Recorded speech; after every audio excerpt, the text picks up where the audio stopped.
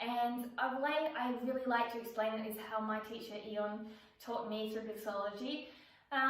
One of the things I like to understand, and he really made me feel and understand how to uplift in your body. So he talks about dynamic, unifying, oppositional lines. So imagine you have a tightrope here.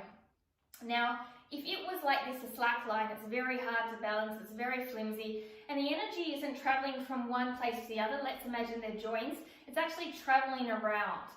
But if we pull it tight, we get that ability for the energy to travel from one joint to the other safely, but also uplift and extend your body. And that's what we're trying to create, that duo line in our body.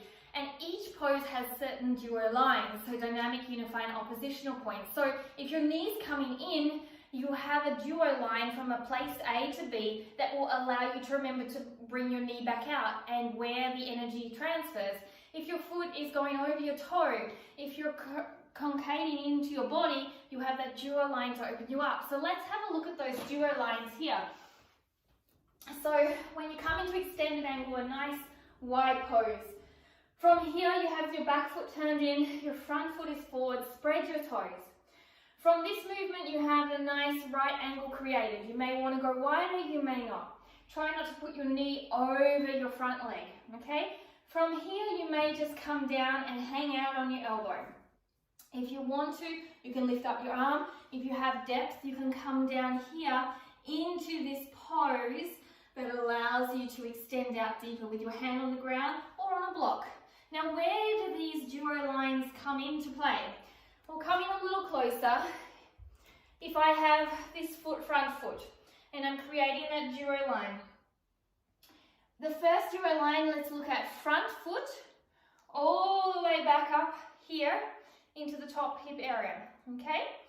Now, with that duo line, what it allows me to do is open up in the knee and open up in the hip. Again, the same thing with the duo line coming down into your hip here. It's allowing you to open up and integrate all your leg muscles and your core muscles into a nice long line. So your knee's not coming in, so you're not cascading in.